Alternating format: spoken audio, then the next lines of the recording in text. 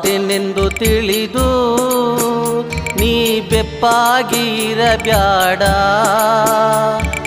ಕೈ ಹಿಡಿದು ನಾ ನಿನ್ನ ನಡೆಸುವೆ, ನಡೆದು ಬರಮ್ಮ ನನ್ನ ಸನ್ನಿಧಿಗೆ.